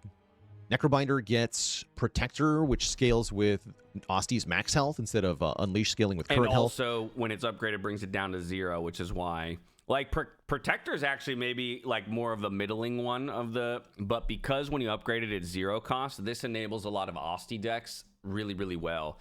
And also, of course, going off of his max HP, since Osti a lot of times can be, like, 2 health of 53. But then this thing is still hitting for 60-plus damage. You can also upgrade it to cost 0. Defect upgrades dual cast into quad cast. It's like it's twice as good as dual cast. Quad cast is awesome. So I think depending on which character you're playing, this is maybe either always amazing or always good. Always amazing. I think it's always amazing on most of the characters. Yeah. I think with Necro being perhaps the weakest, I'm gonna stick it at the very top of always good. Yeah. Okay. I put it at the bottom of always amazing personally. And actually, you know what's funny? I would switch these. But again, this is like, so I would put Archaic Tooth where Coffer is and Coffer where Tooth is. Shrimp is a good example of one that's definitely going to vary per character. But that would be 5 times as many tier lists. So we might do that eventually, but not right now. Let's rank Driftwood instead here. Okay. You can reroll each card reward once. All right, reroll each card reward once. I actually think this has pretty significant value. I think what he'll talk about, of course, is the fact that you're not actually getting any power out of it immediately. So that first combat is going to be still pretty difficult, right? It's going to be you're going to have the same deck that you just beat the boss with without any additional power. From there, ideally, you are using the rerolls to increase the average power of the deck, compared to whatever trajectory you would have been on if you didn't have those rerolls. So if utilized well, it should still overall have, a fairly, net positive effect. But, You're still relying on some RNG elements. You can still reroll and brick. You can just get unlucky. And then again, you are deferring power, so you might be just taking more damage before you actually, like, you know, kind of crest the hill. So maybe it's inconsistent. I think I've only taken this relic once or twice, maybe once. I don't take it very often, so I don't think it's very good. Probably inconsistent. I'm not really sure. What video am I reacting to? I just got here. We are reacting to Baylor Lord's every Act 2 relic in Slay the Spire 2 tier list. So we're about 2/3 of the way through, and we're just evaluating. We're comparing our thoughts to his. This one's tough. Yet another bonus that gives you nothing right away. So it's terrible. And then actually getting value out of Driftwood is interesting. Consider this. You're only benefiting from the Driftwood if you, A, don't take a card you're offered initially from the card reward. Yep. And then B, do take a card you're offered after the reroll. If you reroll your skip and it's still a skip, you get no value, right? And if you take a card initially, you also get no value. True. The value of this is definitely dependent on your player skill. The better you are as a player, the more you'll know when to reroll and what to take. And seeing card rewards definitely can be more valuable. I like this a lot if you've got an egg relic. I like this a lot if you've got prayer wheel. That's a good. But if you don't have those things, I don't think it's very good. I would put this in either inconsistent or needs synergy. Yeah, I think just inconsistent. Inconsistent, yeah. I really don't like the Driftwood very much. Cool. And I found that I don't feel very strong when I do take it. We have one with it, but I'm not a huge fan. Yeah, rerolling is a little different because you do affect things like your rare chance. So it's not quite the same as just skipping in the first place, but it's if in terms of how your deck changes for that floor, it is effectively the same. Yeah. But yeah, there is some like meta changes that happen. I do also have a personal distaste to Driftwood, but even that aside, it is just kind of on the weak side by Ancient Relic standards. Again, suffering the same problem of you don't get any immediate benefit, which is where a lot of the good ones are at, right? Storybook, Big Hug, Pale's Blood, Alchemical Coffer. These all benefit you a lot instantly. So they make your fights go better right away. Mm-hmm. Same with all of these as well, except for Pale's Claw. Pale's Claw is the only thing that has no immediate upside here. Speaking of immediate upside, Electric Shrimp is all immediate upside. You choose a skill, and at the start of each combat, you play that skill. Yeah. Okay, yeah, so Enchant with Imbued, and as he just explained, Imbued just makes it so that the card gets auto-played at the beginning of combat. So this to me is like, okay, it needs synergy. There's no other definition for it. If you have the right skill for this, then it's great, and if you don't, then it's not great. I'm going to put this right into needs synergy. This is by definition needs synergy. Yeah. Right above Pale's Growth here. Shrimp is very good if you have the right skill. A high-cost skill. Yep. And it's kind of useless otherwise. So some of the best hits are 3-cost or X-cost skills. So we're talking Cascade on Ironclad, Reanimate on Necrobinder, Decisions is a high-cost skill on Regent, Smith. Yeah, star-costed skills. You don't pay the cost of the card, so the higher the card cost, the better. Question then, if you don't pay the cost of the card, because he just mentioned X cards, if you don't pay the cost of the card, what does it cast its value at? Does it cast the value of the card at the amount of energy you have for that turn? I've never put... Okay, so if I just start combat with 3 energy, it's going to play X3. Because I don't think I've ever put this on an X card. And that would be fun to mess with a bit. That's a colorless card. I like that one. Shockwave. You cannot Shrimp Relax because they'd be offered at the same time by the same doesn't consume the ancient energy. reward. Yeah, that'd be terrible if it actually not possible. consumed the energy. You can put it on a big block card like Reflect or Flame Barrier or Glacier. Shrimp Glacier is not bad. Shrimp Glacier, I guess you can Shrimp get some Voltaic. frost That sounds terrible. Right away. Shrimp on Nightmare could be funny. No, Shrimp Voltaic is terrible. Why would you do that? You're basically going to just channel 1. You would, first of all, need your Voltaic to be upgraded so that it doesn't exhaust. And then if it's going to play at the beginning of combat, it's only going to match the channels you already have. The only way you would be able to increase that is if you have if you've increased the channels before so the most you could have would be 3 channel, which isn't even that great. Upon charge, lets you get rid of anything in the draw pile. Shrimp Charge End of would be Days is very fun. That instantly wins a lot of fights in Act 2. Shrimp End of Days. Stoke. I love that idea. Now that's advanced gambling. Okay, so we got to get a run where you Act 1, you Shrimp Stoke. Or That's true, you're right, because that is an Act 2 relic, isn't it? Yeah. That's an Act 2 ancient relic, so you wouldn't be able to even. Yeah, so Voltaic's a terrible skill to imbue. Act Maybe what they were thinking was Tempest, Because then at least, okay, just channel a bunch of lightning off the top. Maybe they were thinking Tempest as the other X lightning channel card. And then Voltaic you would want later. You'd want to draw the Voltaic in like your third hand after Imbued Tempest. That would be nice. Beginning of Act 2, you have Stoke Shrimp, and then Act 3, you give the reins to Vaku, and then Vaku plays your Stoke hand. Good luck. Have fun. I want to see that run. That would be fun. All right, actually. Glass Eye. Let's see if we can do that. Upon pickup, you get 2 common card rewards, 2 uncommon card rewards, and 1 rare card. I have never taken this relic in my life. I have a feeling... Well, actually, I wonder where he'll put it, because you could argue inconsistent. Again, you do have choice within the RNG offerings. You don't have to take any of the cards that you want. It says obtain, so I'm assuming it's going to present me. I actually don't know. I've never taken it. So does this give you card rewards, or does it just give you 5 random cards of those values? Maybe he'll explain. This is kind of like Driftwood in that it is just a bunch more card rewards. Okay, it is card rewards. And Jerry confirmed. Okay. Yeah, so, I mean, it's probably... You could probably argue it's always good, just because with 5 different card rewards of varying rarities, like, probably 2 of them at least will be usable. Again, you could still brick in a really unlikely circumstance where none of them are usable, but you're going to have a total of 15 cards to choose up to 5 from. I bet you it's always, I would put it in always good, probably, because you're always going to get something useful.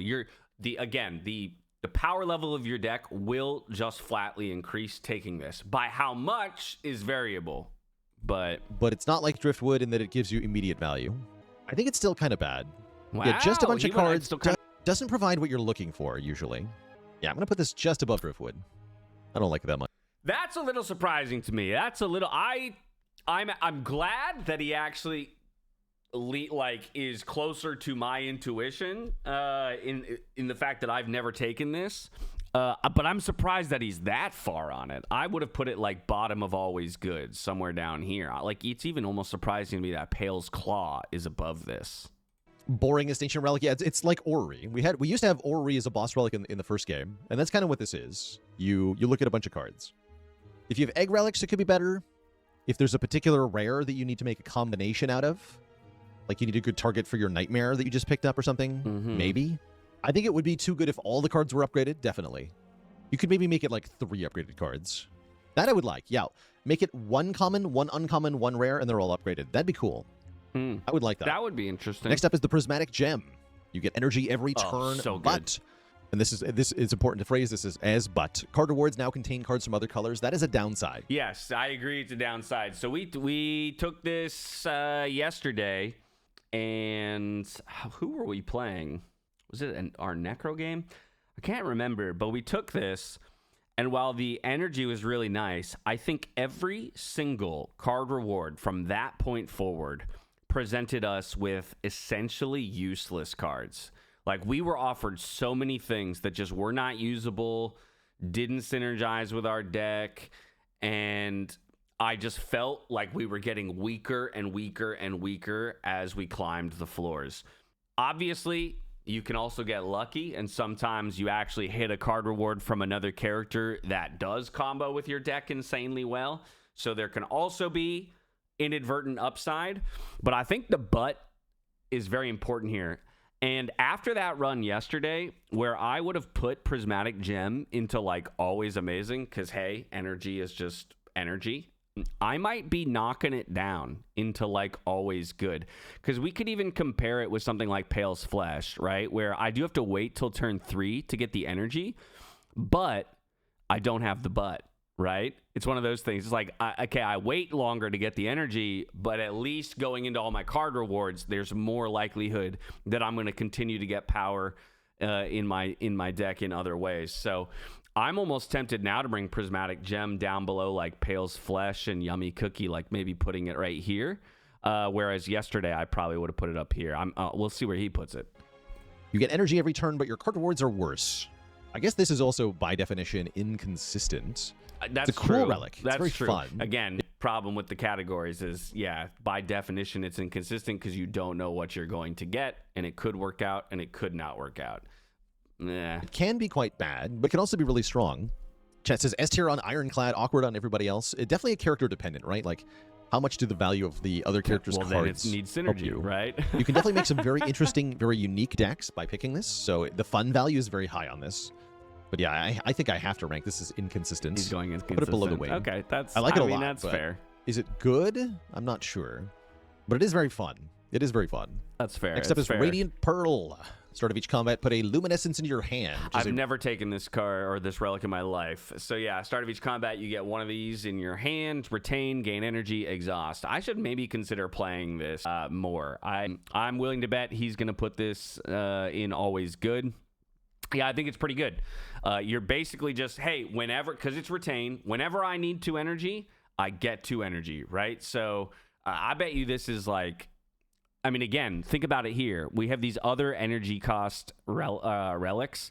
So you're probably throwing Radiant Pearl somewhere in here where it's just like, hey, on demand, 2 energy to enable the thing that I want to play or whatever that is, right? Yeah, exactly. I drew my 3 cost power, but it's on a turn where he's going to deal 20 damage to me.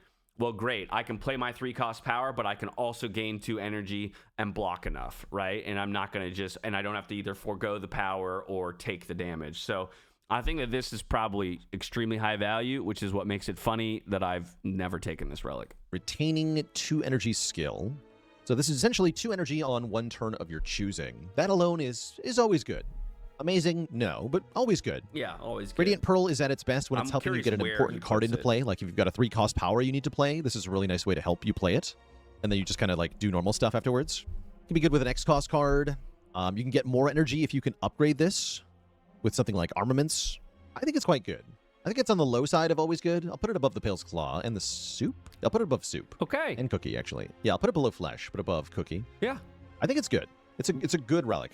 Right where I've liked the runs I have it a lot. And it does have some synergies, like if you've got Cloak Clasp, you get 1 more block. I think the reason we rarely take this one is because it's often paired with Archaic Tooth or the other one that upgrades your character relic. That's a good point. Archaic Tooth always appears in the 3rd slot, and I believe Radiant Pearl appears in the 2nd slot, right?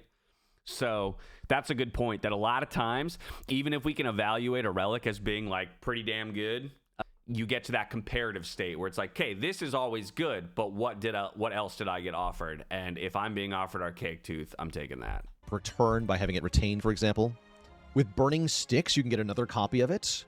And if you have Razor Fang Burning Sticks, you get an upgraded copy of it back. That's pretty cool. I know what Razor Fangs is. Yeah, that's another relic. Now I often can say that picture my favorite energy relic in Spire 2 of the Lantern relics, that is the 2 energy on turn 2 one. And the Radiant Pearl can be exactly that if you want it to be. It can also be energy on turn 1. Next up, we'll rank the Sandcastle. Sandcastle. Which upgrades 6 cards at random. Okay, this is interesting because we've done a lot of these upgrade stuff, right? So you got Yummy Cookie, where you upgrade 4, but you get to pick. This is 6, but it's random. I would prefer Yummy Cookie over Sandcastle because I get to choose 4, and I think targeting, 4 of my best cards versus maybe randoming into 2 or 3 of my best cards, but 2 or 3 defends.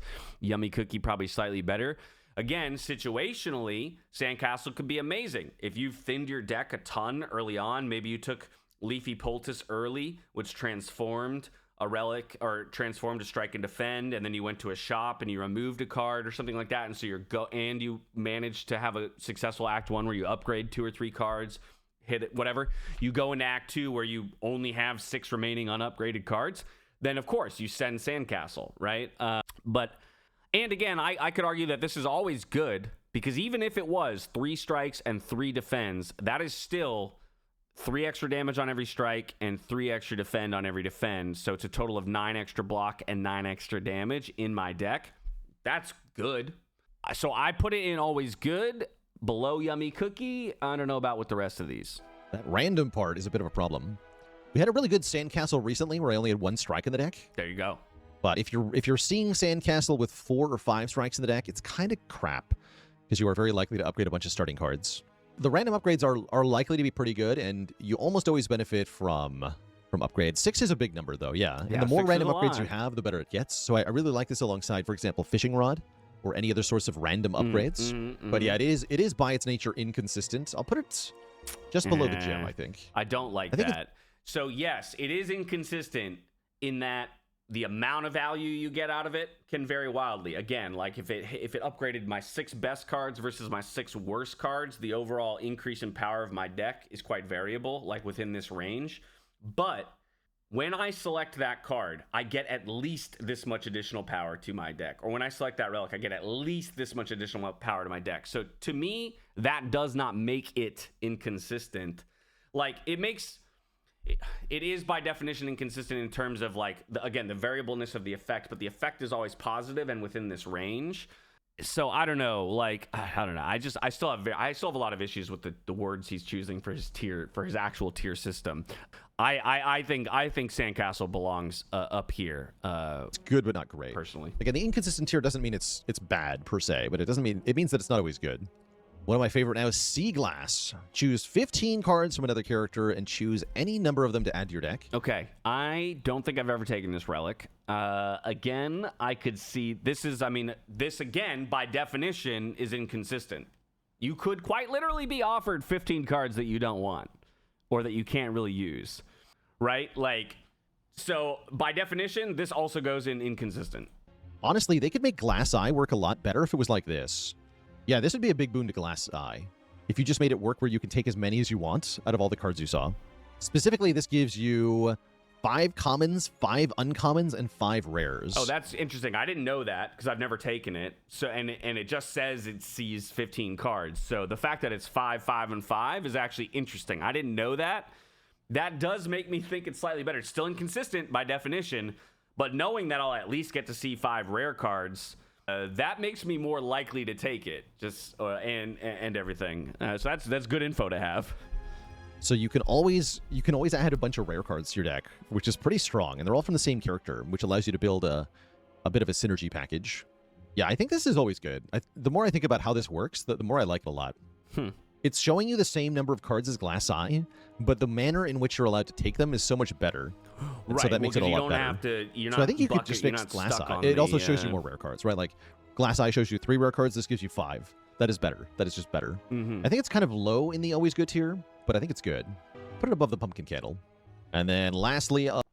Right, and that's a good point too, Jerry, right? It's like, it's from another character. Now, what if you're playing character X, you get Necro, half the cards are Austie cards. You're kind of like, well, I can't use these very well. So again, to me, it's strange because this...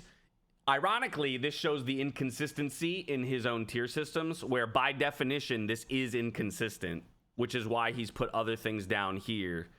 Of the Orboss boons, Touch of Orboss. Replace your starting relic with an ancient version. This one is probably the most character dependent because it is literally by character. It kind of feels weird to rank this on a unified tier list, but I'll do my best. Yeah, so upon pickup, replace your starter relic with an ancient version. This is the one that, for example, on Silent, where you draw additional cards on turn 1, you then draw additional cards on turn 2 and turn 3. On Ironclad, instead of healing 6 at the end of combat, you heal 12 at the end of combat. Defect, you channel 3 lightning instead of 1 at the beginning of combat, and your lightning passive, I believe, procs for more, something like that. Austie summons for more initially, and then heals for 2 every turn. Regent, I can't even remember because I suck at Regent, and he's my least favorite. I think this is very good. I'd put this in always good, maybe even always amazing. Again, maybe situationally you say, well, on Ironclad, I'm not actually losing 12 health per fight, so I don't need 12 healing per fight, so therefore it's not as good for me.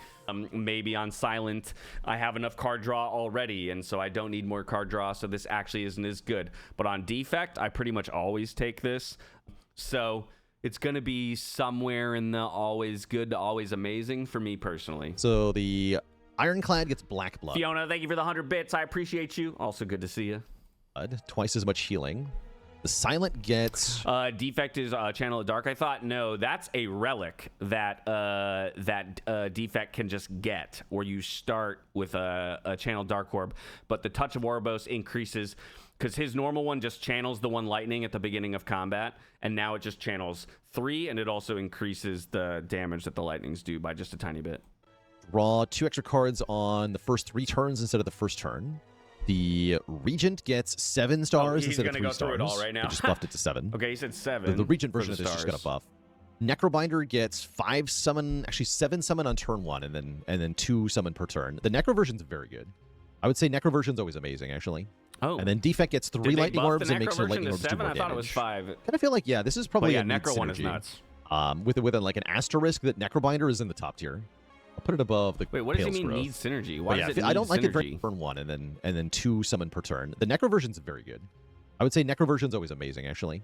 And then Defect gets 3 lightning orbs and makes their lightning orbs do more damage. Kind of feel like, yeah, this is probably a need synergy. With like an asterisk that Necrobinder is in the top tier. What does it need synergy with? I'll put it above the Pale's growth. But yeah, I don't like it very much on Regent or Defect. It's only okay on Ironclad. I think it's better for lower Ascension Ironclad when you're not trying to fight 2 bosses at the end of Act 3. And just getting to the one boss with a lot of health is valuable. So overall, not that great, but not too bad. So those are all the standard Ancient Relics Need that you can get synergy at the with beginning of your Act 2, but character? there is But again, by definition, the relic is suited to the character. Like, when you get offered this, it's not like you're being offered a different character's relic or upgrade for that character. Like, it is by definition synergistic to the character. If what he's saying is situationally, I don't need the health, which is what I was talking about earlier. Like, hey, I'm not losing 12 health per combat on Ironclad, then I don't need 12 healing. Okay, then it's not good. I guess that's, synergy with my deck or with the experience that I'm having. I would be tempted to put this in always good. Again, I think it just generally makes every character a little bit stronger. I can see situationally where a few characters it's less strong on, or you're just performing already well enough or something like that, that it's not going to help you in the right way. But I think it's very good on Necro. I actually think it's very good on Defect, personally. And then I think it's okay on Silent and Ironclad. I would probably move it to the bottom of always good. There's one more Ancient that can show up occasionally, and his name is Darv. So we're going to rank Darv's offerings when offered to you at the beginning of Act 2. Okay, here we go. The Final Astrolabe. Ancient. Transform 3 cards, upgrade them. I love this thing. Astrolabe is one of the... Yeah, this is incredible.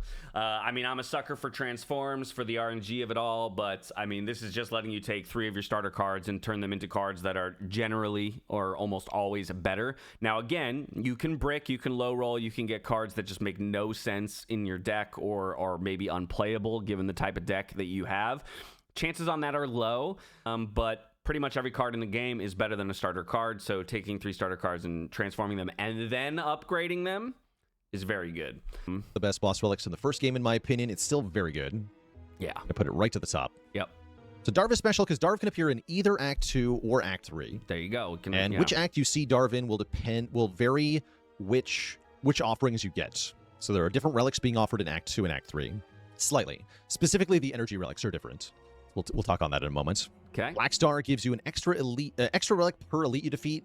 Black Star is definitely better if you get it in Act 2 than if Act 3. True. It's not always amazing. The main problem with Black Star is if you cannot actually overcome the elites initially, then it's not that good. I said it would be in the same tier as Pale's Wing. I'm not sure that's actually true. What you I guess said. I will put it there. I'll put it above. That's what you or said. alongside Pale's Wing. So Black Star, when it's working, is this to me feels correct because again, inconsistent. It's like you just shouldn't entertain taking it if you can't use it, right? But I guess that makes it inconsistent, right? Because like at the moment I'm presented, there are times when it would be good for me and times when it wouldn't be. You just have to be strong enough to be able to take a lot of elite fights, and you have to see a good path of elite fights in Act 2, right? So it's like if I can only reasonably take 1 or 2 elites, then maybe this isn't that valuable. So I think inconsistent is the right place for it. It's really good. You get lots of relics, but if you're not in a position to fight those elites without added strength, then the Black Star doesn't give you any benefit until you kill at least 1 elite. That's the main problem with Black Star, right? You don't get any benefit from this until you've already beaten 1 elite. And then at that point, you only get 1 relic. So you have to be able to overcome that initial challenge. If you're strong enough or front-loaded enough, then it's great, but if you're not, then it's terrible. Yep. Spire 2's Act 2 is definitely very threatening, so... decks that are underperforming can very much nosedive very quickly. Calling Bell. We've experienced that. Get a unique curse and 3 random relics. I don't know if it's still 1 common, 1 uncommon, and 1 rare relic in this game.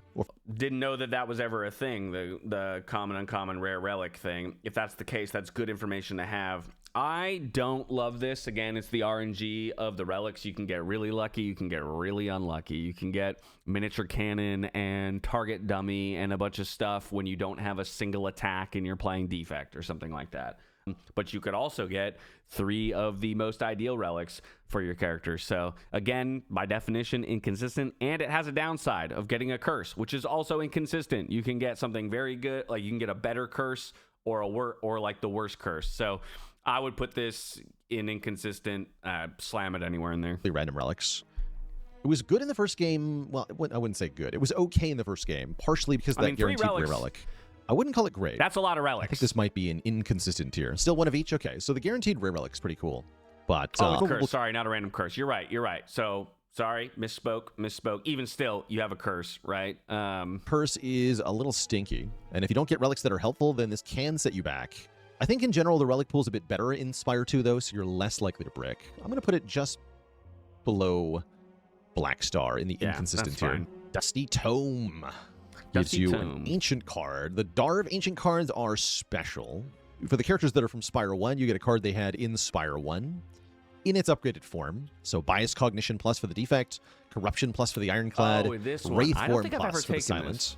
On Necrobinder, you get the Forbidden Grimoire, which can remove a card at the end of every fight, which is good, but has that's the usual problem of doesn't give you immediate value. And what does Regent get? Regent gets the Sealed Throne, which is ridiculous, although it did get nerfed. Sealed Throne being a power that gives you a star every time you play a card. I think in all cases, yeah, this is definitely in the needs synergy tier. I think it's pretty good overall. I'll put it above. This is something I need to consider more. I 100% agree it needs synergy, and I think that's probably why I don't take it very often, is a lot of times I feel like the specific ancient card maybe doesn't even work with like the playstyles I like to play or suggest that I should go a different direction. I feel like most of the time when I see the Dusty Tome, I feel like I'm playing defect. And on defect, that's the one I believe that gives you the 5 focus, but then you lose focus every turn. Which, honestly, I should just try it, because with 5 focus, you probably kill fights, you probably end fights way sooner. In my mind, I'm jaded from using that one card where it's AoE damage, and then you lose 3 focus. And I hate the idea of getting to a place where all of a sudden I have, 0 or negative focus. Hyper Beam, that's what it was. And I think I had a game where I, killed myself because I reduced my focus, and then I couldn't make any more progress in the rest of the fight. So I'm probably a little jaded and scarred from that. So I should consider this more often, but agree it needs synergy. Shrimp. But it's a little sad that it's no longer innate. Let's see. So the energy relic star gives you are different. In Act 2, it's Ectoplasm and Sozu. Okay, so we'll rank Ecto and Sozu. Okay. Ectoplasm. Prevents you from gaining gold. I like this a little bit more than Seal of Gold. That's interesting that he's going to... Yeah, I mean, you have to compare these two, right? Ectoplasm and Seal of Gold, which at the start of your turn, you pay 5 gold for an energy. This, you no longer gain gold, but you gain energy at the start of every turn. The point here being that regardless of what... with Seal of Gold, I can run out of gold and no longer gain energy. Here, I can't run out of energy, right? I'm always going to keep gaining energy. It does mean that at this point, you're getting no stronger by going through shops. So you need to avoid shops at all costs, right? To try and find power other ways. Whereas here with Seal of Gold, if you have a lot of gold or whatever, you could still potentially go through a shop and find additional power.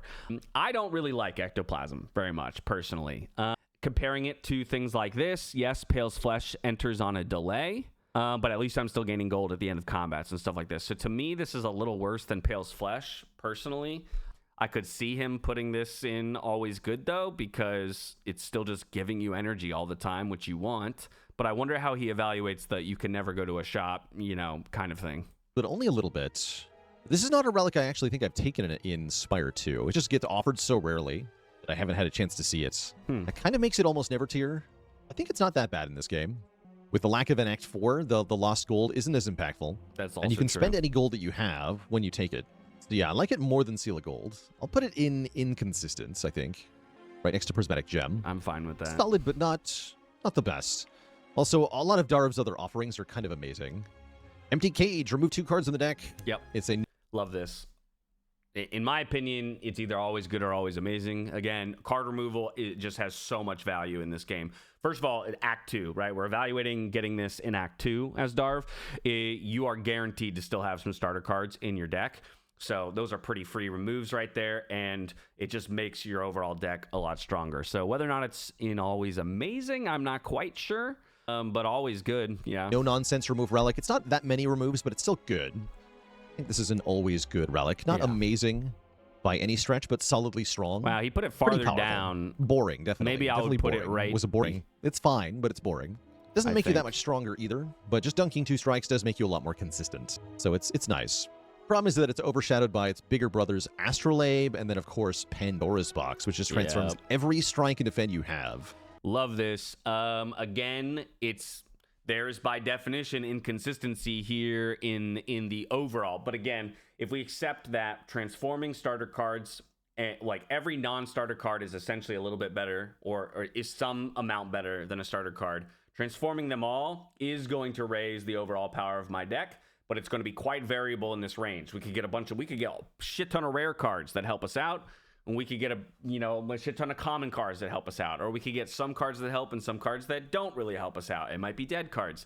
So bricking is still technically possible here, but I would say generally it's still going to help you out. And since essentially every card is better than a starter card, like, to me, this is always good, and it's probably somewhere around Yummy Cookie. It's probably somewhere in here, always good. I'm worried what you heard was put it always amazing, transform a lot of strikes and defends. What I said was transform every strike and defend that you have. It's awesome. One of the best relics in the game. Yeah, he's gonna go all the way up there. Probably better than Big Hug. I mean, so it's funny because anecdotally, that's where I would put it. Like, I take this thing all the time. I pretty much take this every time I see it because I'm a sucker for 6 transforms and the possibilities. But by the logic he's been using, I think it probably actually belongs either at the bottom of always amazing or somewhere in always good. Every character you tend to love Pandora's Box. It is possible to transform into a bunch of crappy cards and lose. That does happen, but more frequently you transform into a bunch of good cards and instantly win, way more frequently. Yeah. So Pandora's Box is crazy good, and it only gets better. And that's actually a really good point that Greg brings up, because that has happened to me, where I transformed it into 6 really good cards, actually, or whatever. Let's say I got rid of 2 strikes and 4 defends, because that's what I had at the time. And I transformed into 6 amazing cards, but they were all attack cards. And I only had 1 other block card in my deck or something, or 2 other block cards in my deck. And I just died as a result of not having block, over the course of the next 3 normal fights. If you have a relic that synergizes with it, that is the fish. The fish will give you money per card you transform. If you have egg relics, all of the bacon and eggs that exist, then you will upgrade any cards that are of the appropriate type. So Pandora's Box has a pretty high floor and a really, really high ceiling. Okay. Let's rank Sozu next.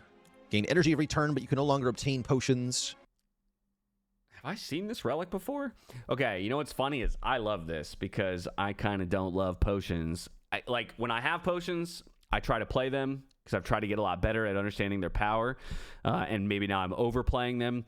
In my infancy in this game, I hated potions, and I never wanted them because I wanted my strength to be in the consistency of my deck and not needing potions. This does a little bit of that, right? It's just, okay, I get more energy, and I never have to worry about potions. So, I mean, again, I would put this in always good. You're just getting 1 energy at the start of every turn. It does mean you're sacrificing those potion rewards down the line. So maybe it's bottom of always good. You could argue it's I need to know that my deck is then strong enough without potions to cover certain breakpoints or something. So maybe it needs synergy. But I would probably put it at the bottom of always good. This one is interesting. I like this more than Ecto, I think. I have not actually had a Sozu run in Spire 2, so I can't really speak to this very well. Feels weird to rank this if I've never even used it. But it says a lot that in 500 hours of Spire 2, I've never That does say a lot this. If you've never picked it. I'm going to put it in needs synergy. Sozu's great if you have good potions already. You get to keep any good potions you already have. So if you have potions that are good, then Sozu can be quite nice. Sozu's also really good if you can use the energy to start winning fights without having to use your potions. So if you've got a deck that appreciates energy, then you might not need potions once you have the energy. There are more potion-related relics in Spire 2. the toad, the reptile trinkets. I hate that toad. But I still like the Sozu a fair I hate bit. that reptile Yeah, the mailbox. too, man. At least there's no sacred bark. That's something I don't miss, the sacred bark. Sozu will make Alchemize worthless. That's correct. So yeah, if you have Alchemize, it's pretty bad. So I'm putting it in needs synergy. The synergy being you either have good potions that you can keep to the end of the game, or your deck will perform feels well really bad with 2 slots. I such think that it that's doesn't why I need hate potions it. if you have energy. It's because then And you're yeah, just that will like stop you from getting robbing potion-shaped yourself rocks of as well. a potion slot for Save something the best else. for last here, the legendary duo Pyramid. Runic Pyramid says at end of turn, you no longer Or discard your hand. So I have a feeling this is like generally good. I've actually though had situations where this has like killed me because I end up with too many cards. Like I can't get cards out of my hand fast enough. So I have like 7 shitty cards in my hand that I don't really want to play, and now I'm basically just playing out of 3 cards that I'm drawing on the right hand side. So maybe it's a need synergy where it's like you have to be able to play at least X number of cards per turn. The nice thing about it is that by retaining bad cards, it is the same as like exhausting them or thinning your deck, right? So that's kind of the idea here is I draw 6 cards, I play 3 of them, and I hold on to the 3 I don't want. Well, because those 3 aren't going into my discard, they're not then going back around and taking up draw slots, right? When it feeds back through. So ideally then all I'm doing is cycling the good cards and my bad cards just kind of stay off to the side here, but still in my hand. But it does mean you have to have enough open slots in your hand to actually pull the good cards in. So I still lean towards this is a good relic, and maybe I've just had a bad experience. Pyramid was incredible in the first game. I think it's even better in Spire 2, as you're more likely to build a deck that has like 0-cost cards or energy generating cards, both of which make Pyramid incredible. Oh, there you go. Yeah, so right to the top of S tier. So I probably just played it because here's the thing. I 100% agree with him, but to me that's synergy, right? Like again, he's saying it's incredible, but in this situation where you have a lot of 1-cost and a lot of 0-cost cards, because I just play. Right, I play 8 good 0-cost, 1-cost cards or whatever. They go into and now I'm holding my shitty cards, and I'm going to get them all back very quickly. I agree, that's really good. But what happens if I have a deck that has a shit ton of high-cost powers, or just a lot of cards that are kind of middling and going to be hard to eat through, or don't have a ton of energy in my hand, right? If I only have 3 energy, so I can every turn, like if I don't have any other energy generation, it's going to be really hard to create the space to make use of this. So I don't know if it's number 1 relic. I do think this is a really good relic. Really good. Pyramid is yes and no. He is saying if you have energy generation, which is something you really want. Well, yeah, but that again, I understand that. That's what I was just saying, Zai. But that then by definition is needs synergy, right? You need other things to enable the top end of this, is what he's saying. So good, so powerful, always amazing. If you know how to use it. Hand clog can be a problem. You do have to build your deck around the Runic Pyramid once you get it, but getting it at the start of Act 2 means you have more time to do that. So, very nice. Yeah, I mean, that's a good point. Like, in start of Act 2, you could then start to build for it, but that also goes counter to a lot of his other logic here that he's used on other things, where it's like, well, you don't know if you're going to get the thing you need in Act 2. And same thing, you don't technically know if the card rewards are going to be offered are going to fit into a Runic Pyramid type style. Again, I still think Runic Pyramid is really good. It might even be always amazing. I just don't know if I think it's number 1. Pyramid's incredible, in my opinion. It makes energy upgrades insane. It makes card draw pretty good. And it makes any card that's like synergistic with other cards or conditional kind of good. Cards that only want to be played on certain turns get a lot better when you can control what turn you play them on. It's kind of a way to look at it. Yeah, most good is that's a fair point, Cruiser. Yeah, Greg, I agree. It's like this, like kind of just like flipped logic from like earlier. But Cruiser, that is a good point, and I think that is a fair point that probably a larger percentage of cards will ultimately work in Runic Period than won't. So, but again, I'd say that about a lot of these things, right? Where it's like, yeah, a lot of my transforms are arguably going to be good, you know, kind of a thing. But yeah, that is the best maybe kind of argument in his favor here. Again, I still think this is an always amazing card, so we're kind of fighting. It's kind of peanuts that we're arguing here, but you don't have any active anti-synergy. And anti-synergy is what you might have with Snecko Eye, the final returning relic that you can get in at the beginning of Act 2. You get 2 more cards each turn, but you start combat confused. That means your cards are randomly 0, 1, 2, or 3 cost. So again, this is, to me, needs synergy. By definition, this is need synergy. If you have a deck that is all very high cost cards, absolutely slam this, right? So because from 0 to 3, 0, 1, 2, 3, the average cost of a card is going to end up at 1.5, right? And so if I have a lot of, if basically the average cost of my deck is greater than 1.5, this is a good card.